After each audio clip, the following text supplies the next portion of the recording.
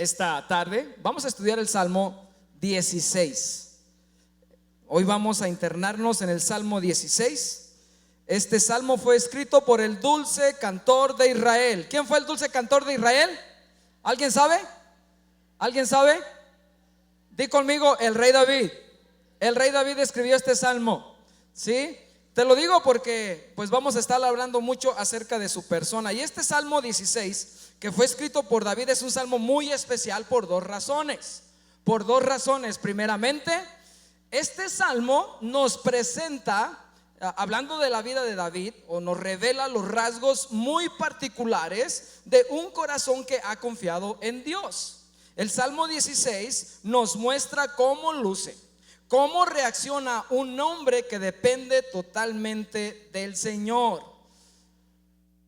Estos rasgos, estos distintivos los vamos a notar al ir avanzando en ciertas etapas de la vida de David que lo llevaron a escribir este salmo, ¿sí? El rey David, al hacer memoria de ciertas etapas de su vida, nos alienta a buscar a Jehová como nuestro único refugio. En este salmo se nos lleva a tener una seguridad firme, aún si nos tocara enfrentar la muerte. Fíjate lo que nos muestra este salmo. Esta es la razón por la cual es especial. Por un lado, nos va a mostrar el salmista a través de su vida lo que es caminar con Dios, la senda de fe. Cómo es un hombre que depende de Dios. Nos muestra cómo es que Dios es la herencia escogida, así como se titula este salmo. Esto es en primer plano, ¿sí? ¿Me está siguiendo con esto? ¿Sí? Este salmo es especial porque en primer plano nos muestra estas características del hombre de fe, pero de una manera más profunda, en un segundo plano nos muestra un sentido más profundo de las palabras del salmista. Este salmo es un salmo mesiánico. Este salmo es un salmo ¿qué? ¿Un salmo qué? Mesiánico. ¿Por qué mesiánico? Bueno, el nombre lo dice, porque se aplica a la vida del varón perfecto, Cristo Jesús. Describe la vida santa y pura del Mesías, quien nos modela una vida de obediencia y dependencia perfectas al Padre. Este Salmo 16, la parte más profunda, vamos a ver aquí que Jesús es el que depende totalmente del Padre. Es un varón dependiente, pero al final es el varón exaltado. Y por esa razón es que el salmo concluye proféticamente con la sepultura, la resurrección y ascensión de nuestro Señor Jesucristo. Vamos a ver la vida de David, cómo luce un corazón confiado en Dios, cómo debe de ser el creyente que realmente depende de Dios. Pero de manera profunda vamos a ver como Cristo, en base a estas características, las cumplió de una manera perfecta. Y como Él caminó dependiente, se humilló y fue exaltado. Y aquí está una de las profecías más hermosas en cuanto al Mesías. Yo espero que tú me puedas seguir con esto.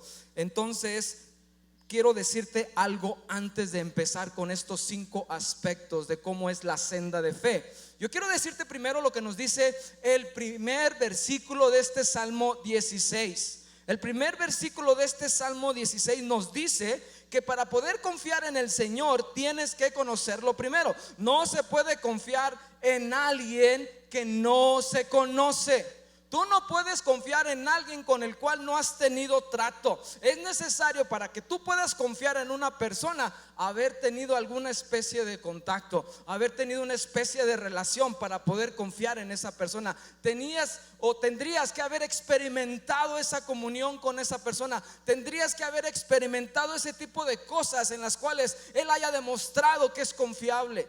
Entonces, ¿por qué digo esto? Porque el verso 1 del Salmo 16 dice: el salmista, fíjate lo que dice el salmista. Para poder comenzar, antes de ir a los 5 aspectos, quiero llevarte a esta realidad. No puedes confiar en alguien que no conoces. Guárdame, oh Dios, porque en ti he confiado. El tono de este salmo no es de desesperación ni queja. Es una declaración que implica que el salmista conoce el salmista confía en el Señor porque le conoce. Su petición es porque hay una confianza que ya ha sido probada. Vamos a orar, vamos a orar. Padre, yo te doy gracias una vez más por estar aquí en este lugar con mis hermanos adorándote, por estar reunidos como iglesia. Y Señor, como siempre, necesitamos tu ayuda. Dependemos, Señor, de tu palabra, dependemos de tu Santo Espíritu, dependemos, Señor, de que tú, Señor, hagas la obra por la cual nos has llamado a este lugar. Padre, trata los corazones, Señor, quita toda dureza, Señor, quita todo corazón de piedra, quita todo corazón distraído, quita todo pensamiento, Señor, que no está, Señor, enfocado en este lugar, que está distraído, que tiene pues carga, que está afligido, Señor, que está cansado. Cualquier cosa, Padre, que estorbe a tu obra el día de hoy, Padre, remuévela. En el nombre de Cristo Jesús te lo pedimos. Amén. Amén. Bueno, voy a seguir ampliando este aspecto. Siempre que recurrimos a alguien por ayuda, es porque sabemos de antemano que esa persona nos puede ayudar. Pensemos en un doctor, ¿sí? Si yo voy a consulta con un doctor, es porque quizás he escuchado que este doctor es bueno. Cuando tu vehículo se descompone y tú tienes que recurrir a un mecánico, obviamente vas a preguntar a tus conocidos. Si es que no conoces alguno, vas a decir: oye, recomiéndame un buen mecánico, ¿cierto? Lo que quiero decirte es que el salmista está hablando de una confianza en Dios totalmente plena, porque el conocimiento que tiene de Dios ya ha sido probada. Regreso al ejemplo. Regresemos al doctor y al mecánico. Y esto es lo que nos está diciendo el salmista. Él confía en Dios porque dice aquí: porque en ti he confiado. O sea, dice: guárdame porque ya has demostrado, ya ha sido evidente para mi vida tu ayuda, ya ha sido para evidente en mi vida tu poder. Entonces, yo tengo la necesidad de un mecánico, un doctor, y es algo teórico. Me dicen que esta persona es buena, que es un buen mecánico, que es honesto, que es limpio, que te va a cobrar lo que es, que no te va a robar. O un doctor que es muy bueno, que es muy atinado, que te revisa de más y te cobra barato y bla bla bla. Todas las reseñas que tú puedas tener acerca de un buen doctor o acerca de un buen mecánico. Pero tú vas con esa quizás duda o ese conocimiento teórico de que tal vez esa persona te va a ayudar. Pero hasta que te ve, hasta que revisa tu carro y tú compruebas que todo lo que te dijeron de ese mecánico o de ese doctor es verdad, tú dices: ya no es teórico, ya lo comprobé, es un buen mecánico. Y si alguien te pregunta por ese mecánico o ese doctor, vas a decir: ve con él, ¿sí o no?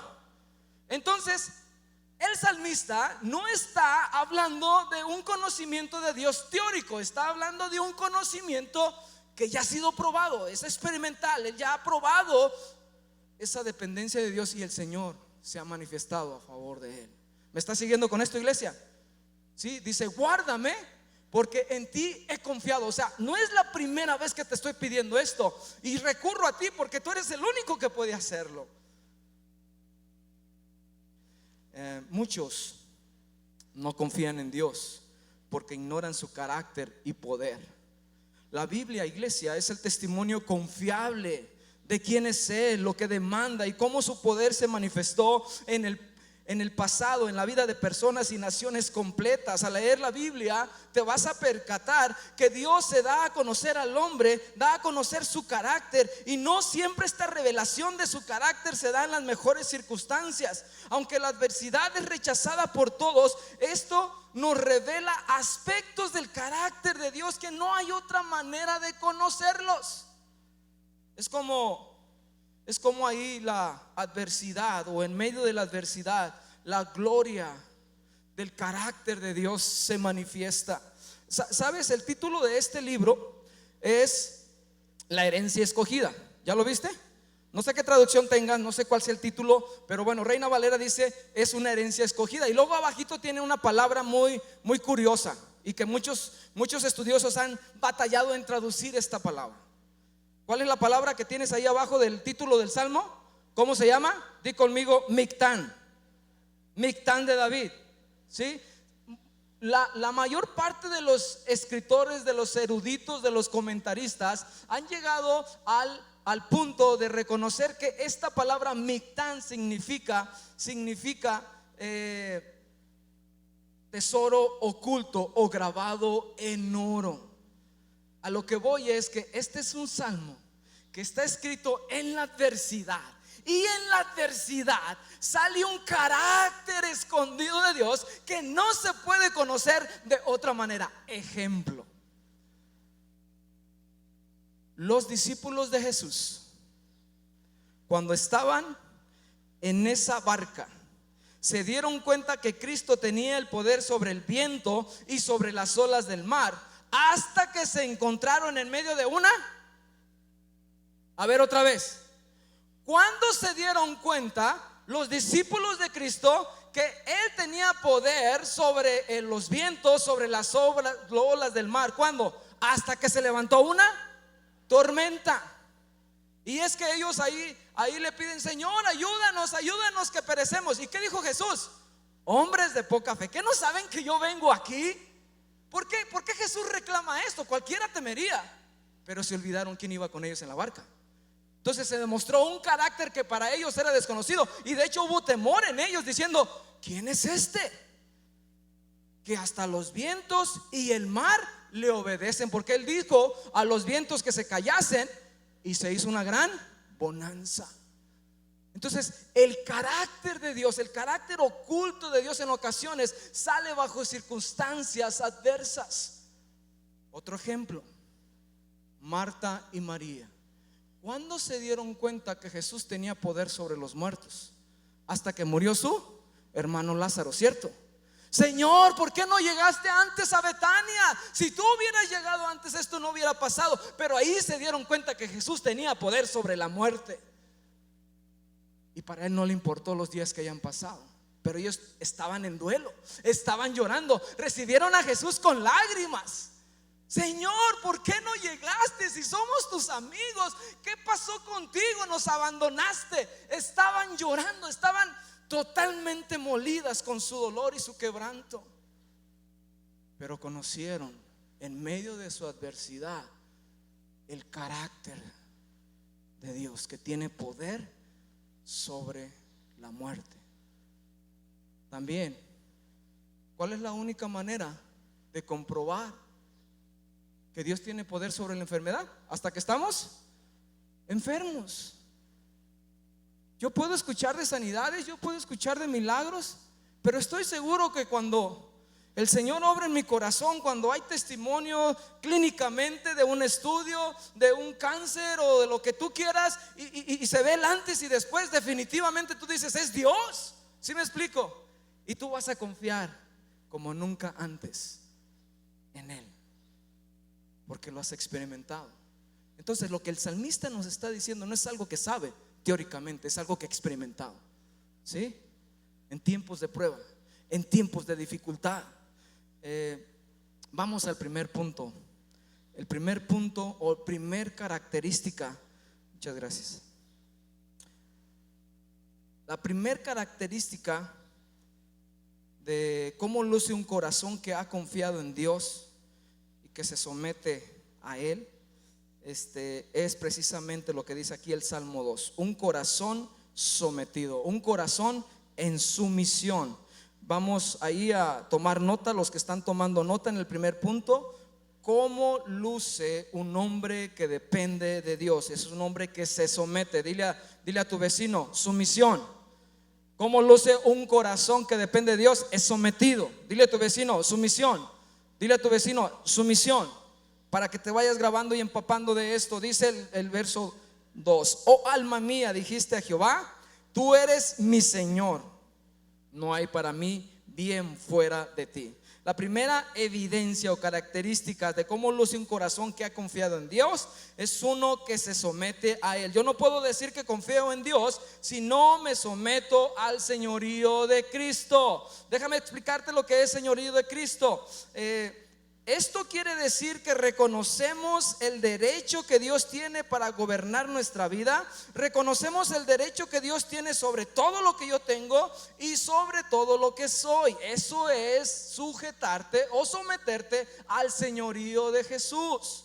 David se recordaba para sí mismo: tú eres mi Señor, tú eres mi Señor. ¿Y dónde está la sumisión aquí? Bueno, está en esta palabra: tú eres mi Señor. La palabra Señor en el hebreo original es Adonai. ¿Cuál palabra es? Di conmigo: Adonai. Adonai. Ahora, esta palabra Señor, que en el original es Adonai, lleva una nota, un significado, un peso. Y el peso es el siguiente: Dios es el amo y el Señor majestuoso. Dios es nuestra autoridad plena. Adonai quiere decir, o es una declaración de alguien que está por encima de los demás, que Él es superior, el mayor de todos. Por eso su uso más común es el Señor. Cada vez que leas el Señor, se está refiriendo, o tú estás diciendo, que Él es tu dueño, que a Él tú le perteneces, que Él es dueño de todo en cuanto a tu vida. Así es que por favor, tengamos presente eso. Cuando digamos: el Señor te bendiga, el Señor está contigo. O sea, si estás diciendo algo, pero a la vez estás declarando algo para ti mismo en tu vida. Y yo espero que le des importancia a esto. Entonces no podemos decir que confiamos en Dios si no nos sometemos en obediencia a su voluntad, si no obedecemos sus mandamientos, porque Él nos compró, le pertenecemos. El mundo desde el Edén se encuentra sumergido en una actitud de anarquía. Su lenguaje ha sido: haré lo que quiero, iré a donde quiero y a nadie le rendiré cuentas. Pero el salmista dice, en contraparte, el salmista está diciendo: no hay para mí bien fuera de ti. David reconoció que el reconocer el señorío de Cristo era lo que lo llevó a experimentar el mayor bien de su vida. El salmista reconoce que su vida no tiene valor sin su relación con Dios. Hay bendición cuando te sometes al Señor. Cosechas bendición cuando caminas en dependencia del Señor. Fíjate lo que dice Hechos 2:21. El apóstol Pedro está hablando a todos aquellos judíos que fueron sorprendidos con todo este ruido, con todo este bullicio, cuando el Espíritu Santo cayó sobre los 120 discípulos de Jesús en Jerusalén, en el aposento alto. Pedro se levanta lleno del Espíritu Santo y empieza a compartirles. Y él cita aquí en el capítulo 2 verso 21 a Joel 2:32. Dicen: se está cumpliendo lo que está en Joel. ¿Y qué es lo que dice Joel? Bueno, dice: y todo aquel que invocare el nombre del Señor será. Todo el que invocare el nombre del Señor será. Todo el que invocare el nombre del Señor será. El nombre del Señor. Todo aquel que reconozca que Jesús es el Señor, que Él es el dueño de todo, que Él es el alfa y el omega, que Él es el principio y el fin, que Él es el gran yo soy, ese será salvo. Esa declaración trae bendición. ¿Sí? Es otra forma de decir que reciba el evangelio.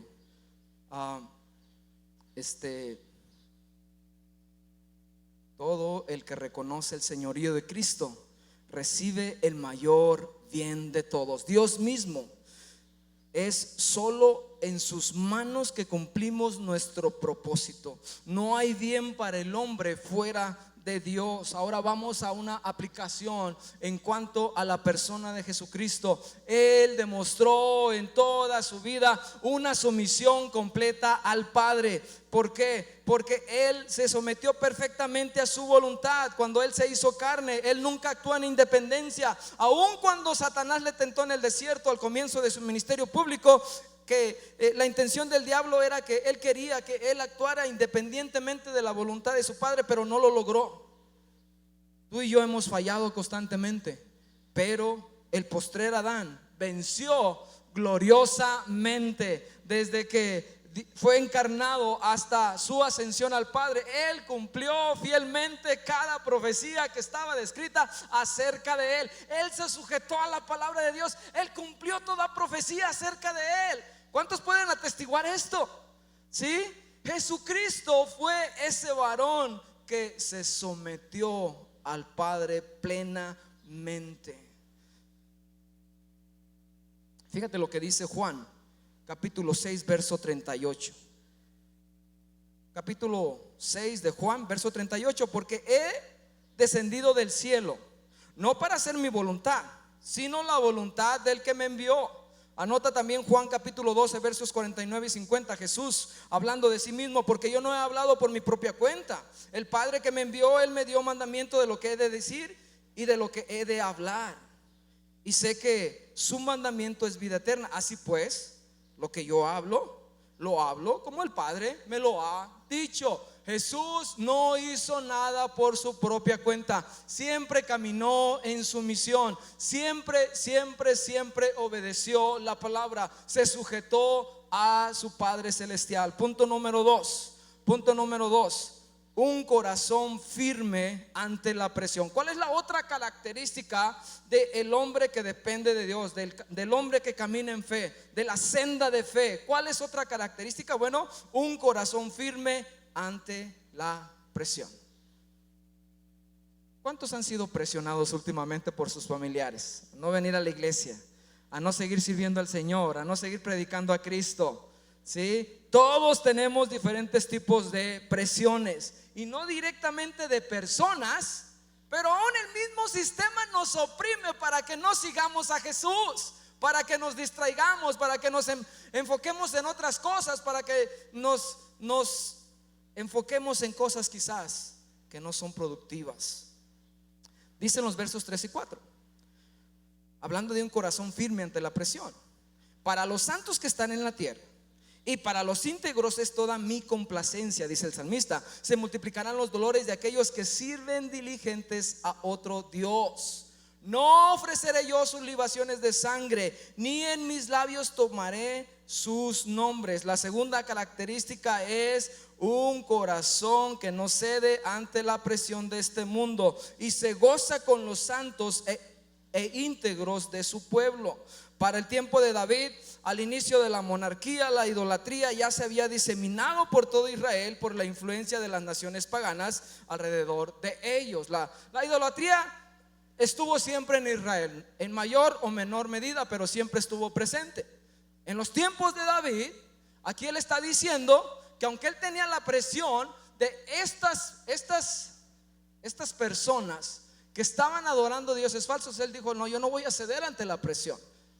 Yo no me voy a dejar arrastrar por lo que todo el mundo hace. ¿Por qué? Porque en ese tiempo en Israel había quienes eran fieles al Señor, pero también aquellos que preferían a los dioses paganos de las naciones.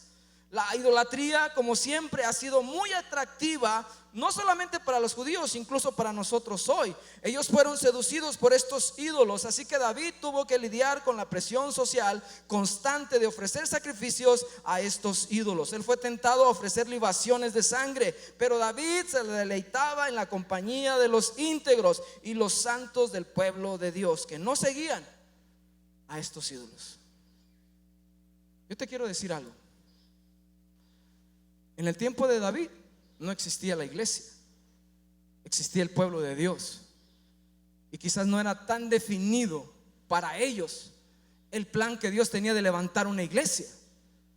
Pero el día de hoy, tú y yo, si estás en este lugar, quiero decirte que la iglesia, el cuerpo de Cristo, representa obviamente el lugar de su presencia, porque tú y yo somos templo del Espíritu Santo, pero también representa un lugar de pertenencia, un lugar de protección, un lugar donde nos podemos animar unos a otros, un lugar donde nos podemos confrontar unos a otros, un lugar donde están los santos, un lugar donde están los escogidos. ¿Me estás siguiendo con esto?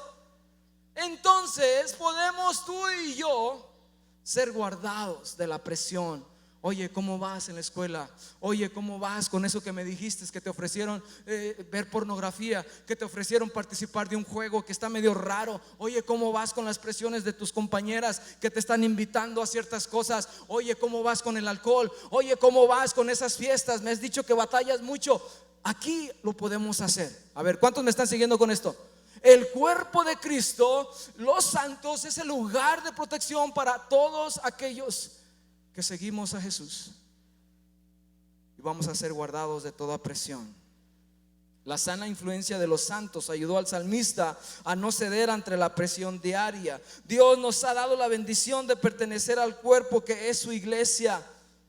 La Biblia deja claro,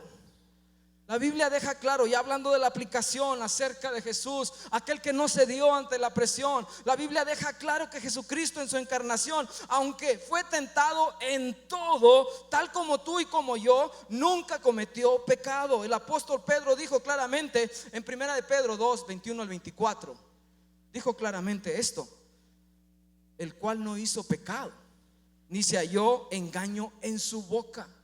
Jesús puede compadecerse de nosotros porque padeció en la carne las mismas presiones que tú y que yo, pero con una gran diferencia: Él no cometió pecado. Vamos a leer 1 de Pedro capítulo 2, 21 al 24. Pues para esto fuisteis llamados, porque también Cristo padeció por nosotros, dejándonos ejemplo para que sigáis sus pisadas, el cual no hizo pecado, ni se halló engaño en su boca, quien cuando le maldecían no respondía con maldición, cuando padecía no amenazaba, sino encomendaba la causa al que juzga justamente, quien llevó él mismo nuestros pecados en su cuerpo sobre el madero, para que nosotros, estando muertos a los pecados, vivamos a la justicia, y por cuya herida fuisteis sanados. Jesús, al estar ante ese concilio judío, al estar ante esas autoridades romanas, al estar delante de esos guardias, al estar delante de la turba de las multitudes que decían crucifícale, crucifícale, Él permaneció firme ante la presión. Él permaneció manso, Él no cedió ante la presión. Él podía haber cambiado su circunstancia con un chasquido de sus dedos, pero no lo hizo. Cristo es el ejemplo de aquel que soporta la presión. Tú y yo fallamos. Tú y yo se nos va la boca. Y si no se te va la boca, se te van los pensamientos. Porque ¿cuántos hemos matado a personas aquí? ¿Sí o no? No decimos nada, pero aquí los hacemos picadillos, ¿sí o no? Los desangramos, los volvemos a armar y los volvemos a crucificar, ¿sí o no? A ver, estoy predicándole a personas que son perfectas. A ver, alguien que diga: sí, es verdad, yo lo he hecho. Un honesto aquí, a ver, levanta tu mano. Uno que tal vez no diga, no se atreva, porque tendemos a evadir las cosas, pero la verdad aquí hacemos muchas cosas. Cedemos ante la presión. Escuchamos algo el fin de semana como cultura, y la verdad esto me golpeó mucho, porque es verdad, yo lo puedo asumir en mi persona. Como cultura, la forma de lidiar con los conflictos, ¿sabes cómo es? ¿Cómo es? ¿Vas y hablas con la persona? No, ¿sabes cómo es? Dile a tu compañero: con el chisme. Esa es la forma en que lidiamos con el conflicto.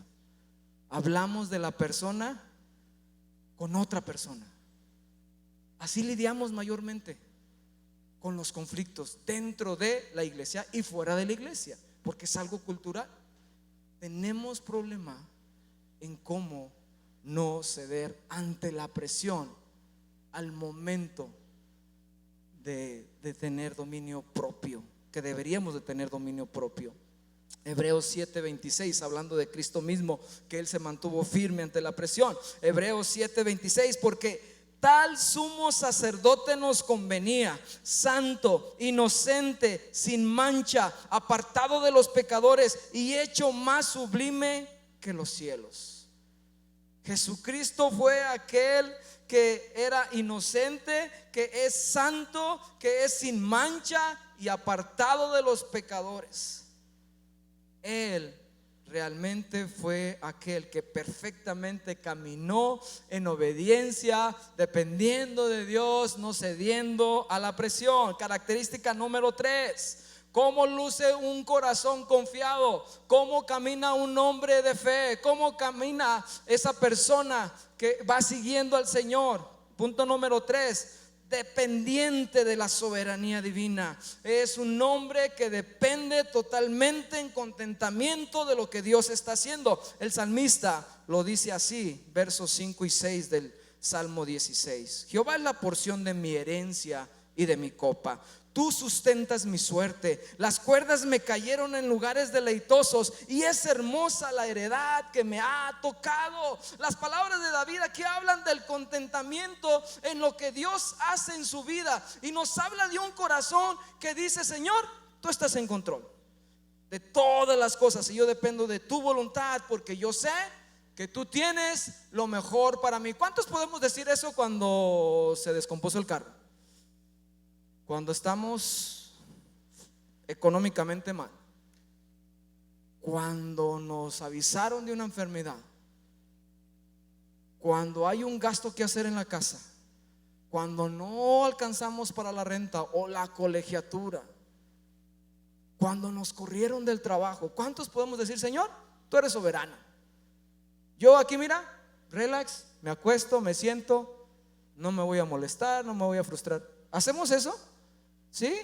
Si no lo haces, el salmista nos está diciendo que un corazón confiado, que camina en fe, que depende de Dios, es uno que tiene contentamiento en la voluntad de Dios, que depende de la soberanía divina. La expresión de estos dos versos que dicen: tú sustentas mi suerte y las cuerdas se cayeron, y hermosa es la heredad, hacen referencia a la costumbre en Israel de dividir la tierra echando suertes y marcando las divisiones con cuerdas. No se sabe exactamente a qué se refiere la Biblia en el Antiguo Testamento con esto de echar suertes, pero así lo hacían.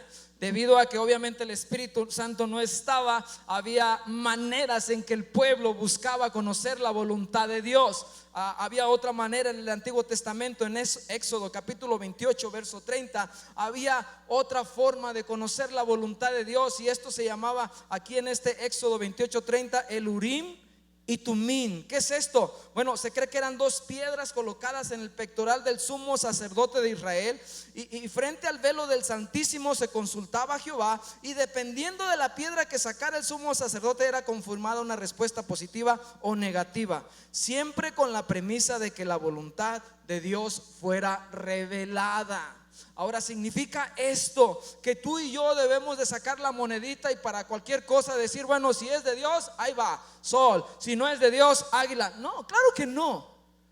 No debemos de hacer esto una teología. No debemos de andar queriendo buscar la voluntad de Dios por medio de la suerte.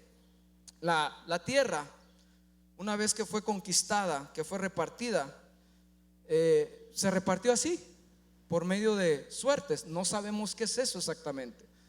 No se explica en el contexto bíblico cómo echaban estas suertes, pero tú puedes leer el libro de Josué capítulo 14 verso 2, capítulo 17 verso 2. Dios permitió que los israelitas echaran suertes para determinar su voluntad en una situación específica. Y en repetidas ocasiones, en varias partes del Antiguo Testamento se hace mención de esto. Y una nota importante: en el Nuevo Testamento, en ninguna parte del Nuevo Testamento se nos instruye a los cristianos a que usen un método similar a echar suertes para ayudarnos en las decisiones. La palabra de Dios, el Espíritu Santo y la oración son suficientes para discernir la voluntad de Dios hoy en día, y no el echar las suertes, tirar los dados o lanzar una moneda. No dependemos de la suerte. Nuestra vida no está en manos de un destino caprichoso como algunos piensan. Muchas personas creen que hagas lo que hagas, hay una fuerza cósmica que se llama destino, y que si ese destino se ensanchó con tu vida, pues hazle como quieras, pero eso no va a cambiar. Hay muchas personas que se rigen bajo esas filosofías. El destino lo tenía preparado, pero pocos pueden reconocer o tener contentamiento en la soberanía de Dios.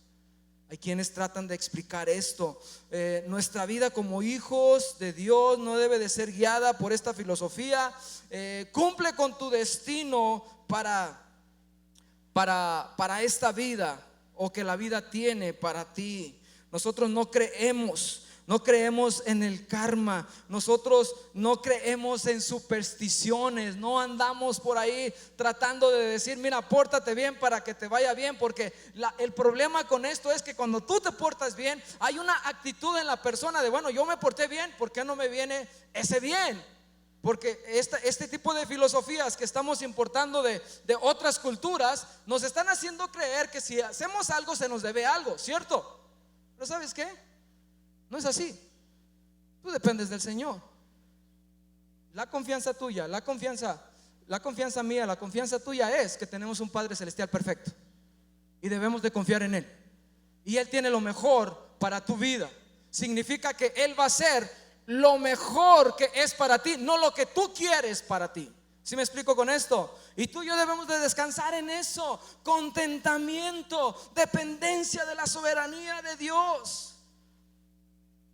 Hay cuántas personas que tienen arraigadas ciertas supersticiones. Voy a echar esta aroma para que vengan buenas vibras.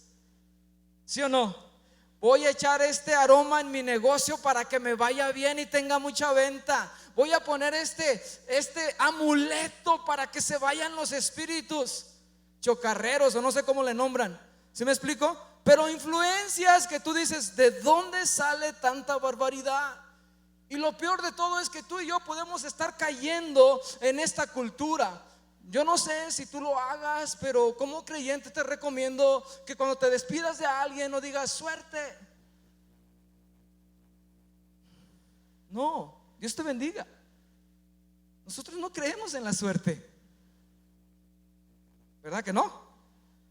No, tu vida no depende de cosas así. Tú dependes del Señor. El Señor te salvó. El Señor dio su vida por ti, y obviamente no te va a entregar a algo tan frágil y tan efímero y tan tonto y tan irónico como la suerte.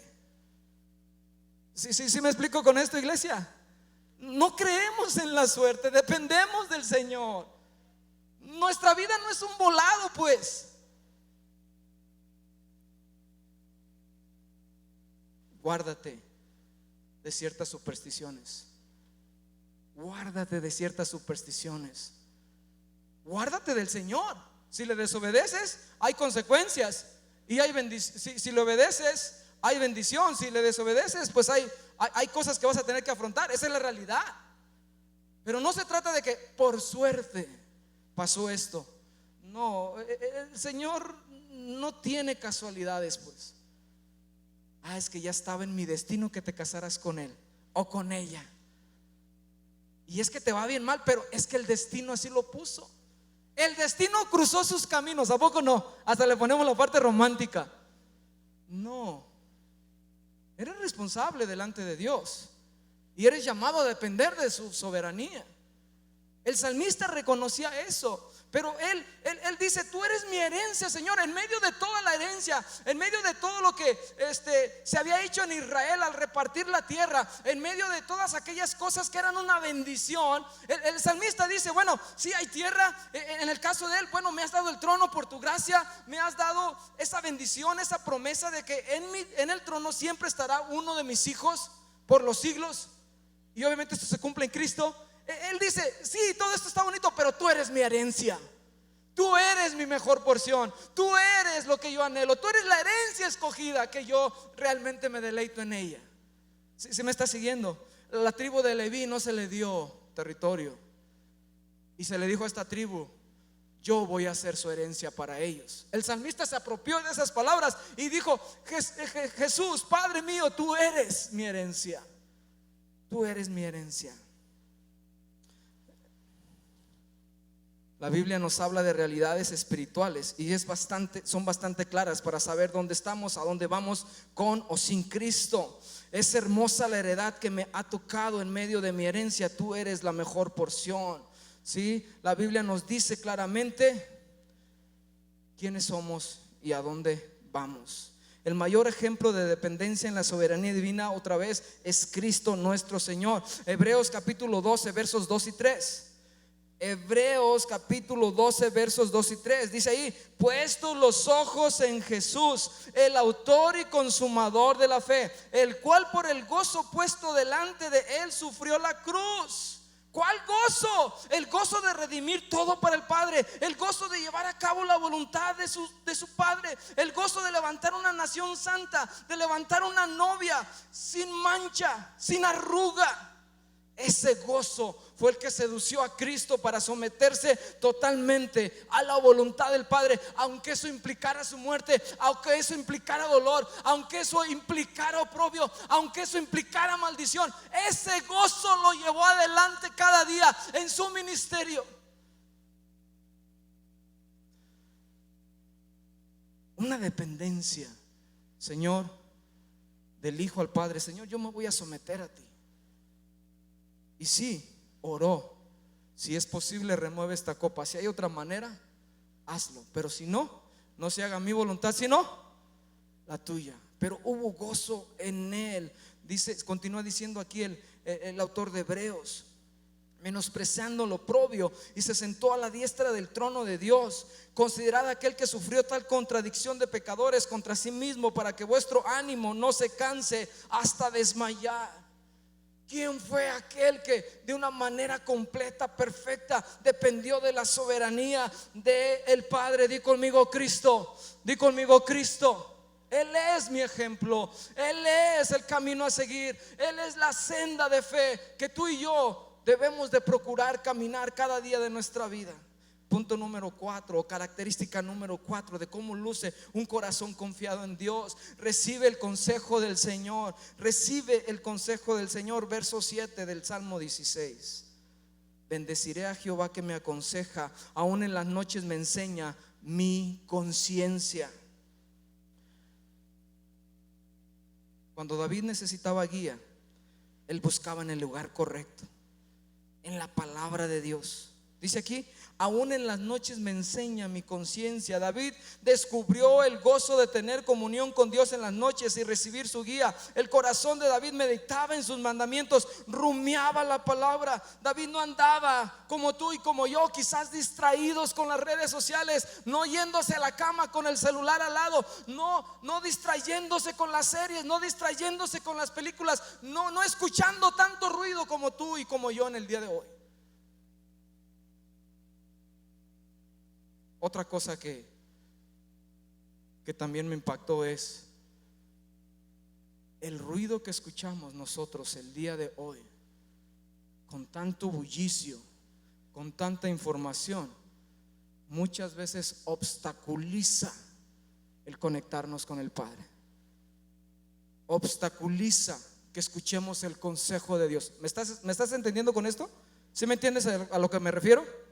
O sea, el estar empapado con tantas cosas, con tanta información, con tantas actividades, con tantos quehaceres, afanados con una cosa, afanados con la otra, eso muchas veces ocasiona que tú y yo no tengamos un oído sensible a la voz del Señor. Pero el salmista era aquel que realmente había encontrado el consejo para su vida en Dios. Y aún en las noches me enseña mi conciencia. Tienes que saber que Jesucristo advirtió a sus discípulos que era necesario que oraran y velaran en todo tiempo para que no cayeran en tentación. Tú y yo nos sostenemos nuestra vida espiritual es sostenida de una vida de oración. Mateo 26:41: velad y orad para que no entréis en tentación. El espíritu a la verdad está dispuesto, pero la carne es débil. Fíjate lo que dice el salmista acerca de la ley de Dios. El salmista escribió este salmo y la perspectiva que el salmista tiene de la palabra, realmente entendía y comprendía lo que eran los mandamientos de Dios, lo que era la ley de Dios. Y yo no sé si esto te pueda confrontar a ti para decir: wow, yo no pienso eso de la Biblia, yo no pienso eso de la palabra, yo no he experimentado ese sabor dulce de la miel en mi garganta al momento de meditar en ella. Realmente me hace falta mucho para llegar a la estatura del salmista en este sentido. Dice el Salmo 19, versos 7 al 12: la ley de Jehová es perfecta, que convierte el alma. El testimonio de Jehová es fiel, porque hace sabio al sencillo. ¿Cuántos han visto sabiduría al momento de tomar decisión? Cuando tú vas a la palabra, ¿quieres sabiduría? ¿Quieres entendimiento para algo que está delante de ti, que no sabes qué hacer? ¿Sabes qué? Tienes que ir a la Biblia. Sí, busca el consejo de personas maduras, personas expertas si tú quieres. Pero la mejor decisión está en el Señor. Dice aquí que hace sabio al sencillo. Los juicios de Jehová son verdad, todos justos, deseables son más que el oro. Híjole, yo creo que aquí nos descalificamos todos. ¿Cuántos cambiaríamos un lingote de oro por leer la Biblia? Digo, literal, porque eso es lo que está diciendo aquí el salmista de manera poética. Está diciendo, deseables son más que el oro. O sea, puedo tener mucho oro, pero si no te tengo a ti, no tengo tu sabiduría, no tengo tu entendimiento, todo este oro de nada sirve. No me agrega, no me quita nada. Al contrario, los mandamientos del Señor nos llevan a la estatura del varón perfecto. Por eso es que eran más deseables para el salmista que el oro. Y sigue diciendo, y más que mucho oro afinado. Fíjate, tú le pones esa nota, el mejor oro que puedas conocer, el más caro, 24 quilates, y dulces más que miel, y que la que destila del panal. Tu siervo es además amonestado con ellos, en guardarlos hay grande galardón. ¿Quién podrá entender sus propios errores? Líbrame de los que me son ocultos, dice el salmista. Entonces, otra característica de un hombre que depende de Dios es aquel que recibe el consejo a través de su palabra. Y vamos a la aplicación en Cristo. Jesús siempre estuvo en la íntima presencia de su Padre. Él dependía del consejo del Padre. Por ello no temió a los poderes de la tierra y el infierno combinados para su destrucción cuando llegó el tiempo de ir a la cruz. Cristo se apartaba para buscar su consejo por medio de la oración de madrugada, de noche, estando en el monte, estando en el desierto. Jesús buscaba la dirección del Padre. No importa cuán cansado estuviera, no importa cuántos kilómetros haya caminado ese día, no importa cuántas personas haya visto en una aldea, no importa cuánto haya predicado, él iba al monte, él se apartaba, él se subía a una barca y estaba ahí solo con el Padre. Por eso es el varón perfecto. Recibía el consejo del Padre, dependía del Padre. Dice Marcos 1:35, levantándose muy de mañana, siendo aún muy oscuro, salió y se fue a un lugar desierto y allí oraba. Mateo 14:23, despedida la multitud, subió al monte a orar aparte, y cuando llegó la noche estaba ahí solo. Jesús dijo que su comida era hacer la voluntad del que le envió y acabar su obra hasta el último día. Hasta el último día. Una obediencia perfecta hasta la muerte. Una obediencia que estaba dependiendo constantemente del consejo de Dios. Característica número 5, y con esto termino. ¿Cómo luce un corazón que depende de Dios? ¿Cómo luce un hombre confiado? ¿Cómo debe de actuar un hombre de fe? ¿Cómo luce esa senda de fe? Número 5, un corazón que tiene esperanza aún después de la muerte.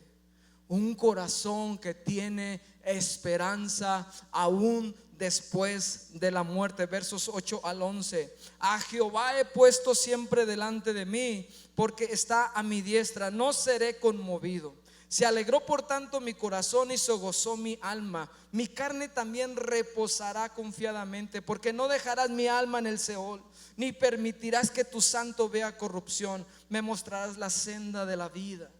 En tu presencia hay plenitud de gozo. ¿Puedes decir eso conmigo? En tu presencia. Otra vez, en tu presencia, todos. Fuerte. Hoy te van a desayunar, pero yo sé que sí tienes fuerzas suficientes. En tu presencia hay plenitud de gozo y delicias a tu diestra para siempre. David aquí continuó describiendo cómo luce el corazón confiado en Dios, y cierra el salmo con esta preciosa declaración de confianza profetizando la resurrección del varón perfecto, que es nuestra esperanza viva. David tenía la esperanza firme, una confianza plena, no un simple deseo de que Dios no dejaría su alma en la tumba o el Seol, sino que su vida continuaría en la presencia de Dios. David, en medio de la prueba, en medio de los peligros de muerte, reconoce que aunque le toque perecer, tiene la esperanza firme de una eternidad con su Señor.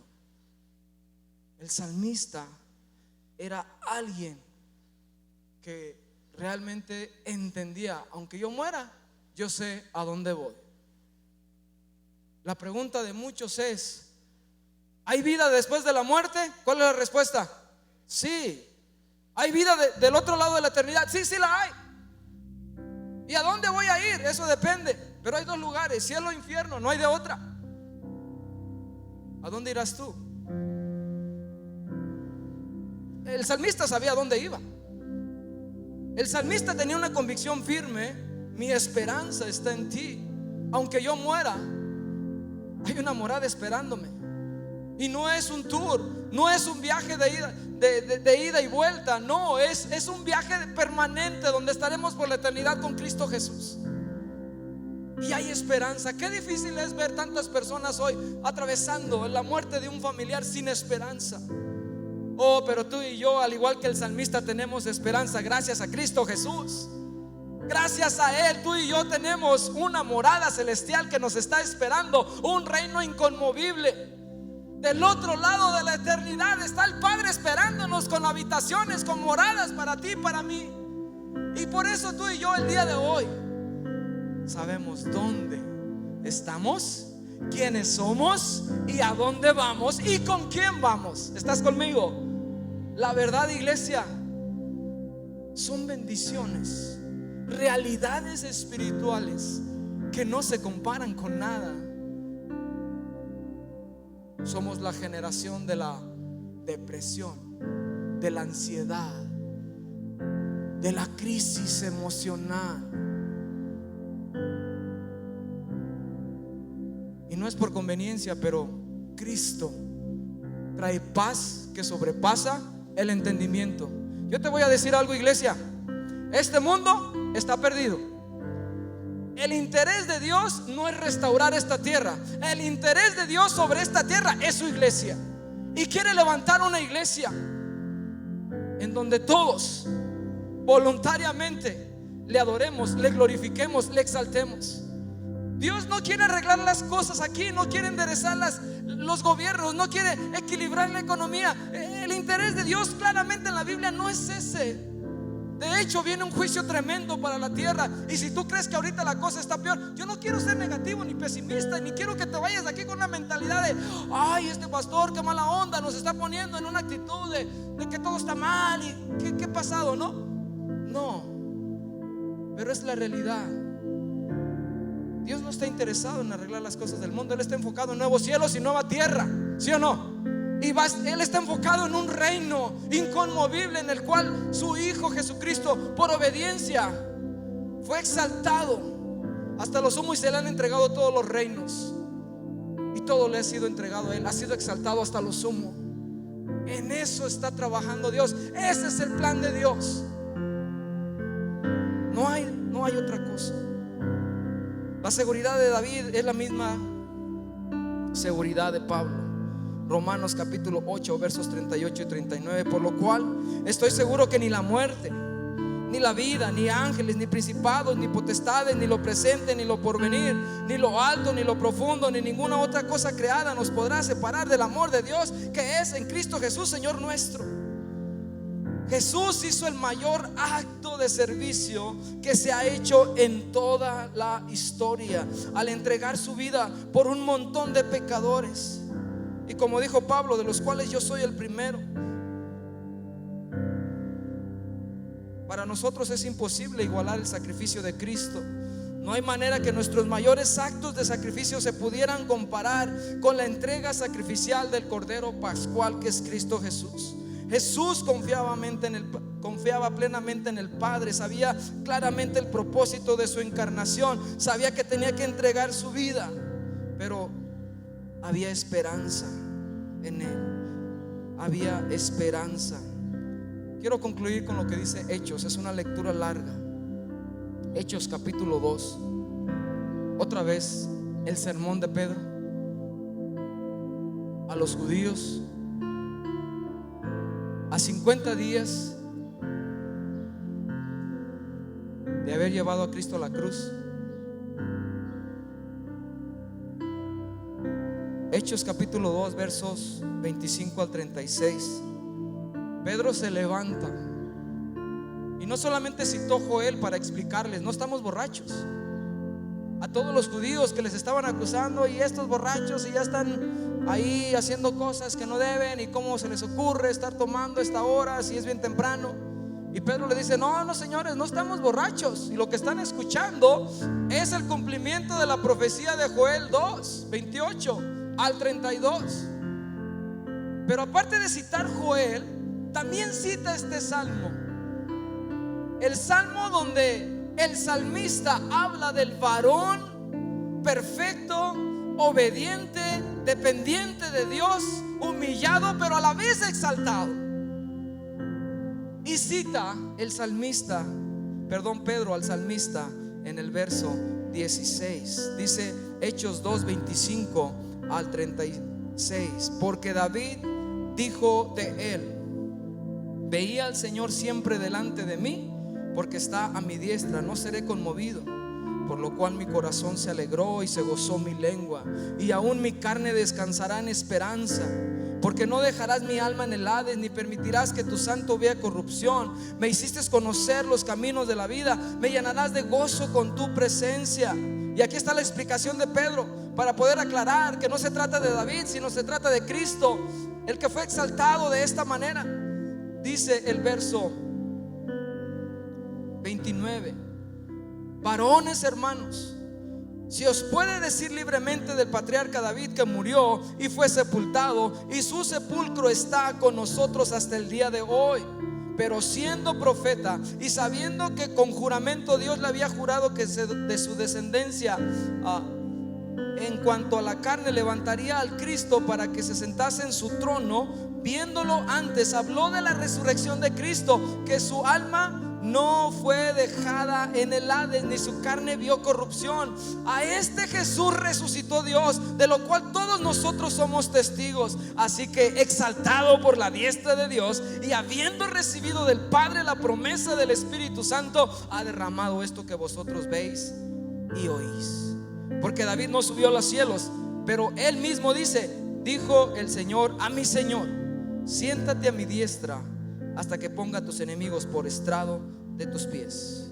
Este es el tiempo que estamos viviendo, la espera en que todos los enemigos de Cristo están siendo colocados como estrado en sus pies. Y vendrá ese día cuando Él venga, el exaltado, el glorioso, el resucitado, el Rey eterno, por su iglesia. ¿Por qué no te pones de pie, por favor? Dije que con esto terminaba, pero tengo otros versos para ti. Isaías 53, 10 al 12. Con todo esto, Jehová quiso quebrantarlo, sujetándole a padecimiento cuando haya puesto su vida en expiación por el pecado. Verá linaje, vivirá por largos días, y la voluntad de Jehová será en su mano prosperada. Verá el fruto de la aflicción de su alma y quedará satisfecho. Por su conocimiento justificará a mi siervo justo a muchos, y llevará las iniquidades de ellos. Por tanto, yo le daré parte con los grandes, y con los fuertes repartirá despojos, por cuanto derramó su vida hasta la muerte, y fue contado con los pecadores, habiendo él llevado el pecado de muchos y orado por los transgresores. Eso dijo Isaías de un Cristo humillado, pero un Cristo exaltado. ¿Cuántos damos gloria a Dios por la obediencia perfecta de nuestro Señor Jesucristo? Vamos a orar.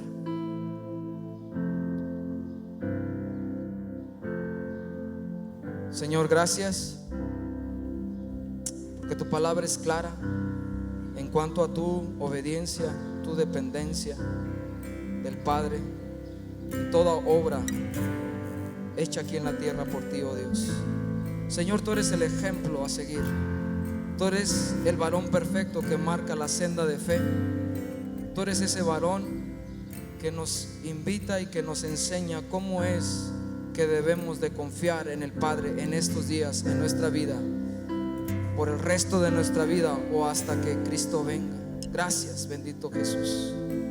Gracias porque tenemos ejemplo, porque tenemos ese camino marcado. Por eso tu palabra dice que tú eres el pan de vida. Por eso tu palabra dice que tú eres el camino, la verdad y la vida. Por eso tu palabra dice que tú eres verdad, Señor. Que tú eres, Señor, la resurrección. Que tú eres, Señor, el buen pastor. Que tú eres, Señor, la puerta de las ovejas, por el cual todos nosotros entramos como ovejas de tu rebaño. Gracias, Jesús. Dale gracias en este momento. Si tú no estás en Cristo Jesús, arrepiéntete de corazón, entrégale tu vida al Señor, reconócele como el único Señor y dueño de tu vida, como el único que dio su vida en la cruz por ti. Pon tu fe y confianza en Él y pide que su Espíritu Santo sea derramado sobre tu vida para que puedas vivir una vida santa, que le glorifique y le exalte a Él. Toma este tiempo. Oh, bendito Dios, gracias, gracias, gracias, gracias, Señor.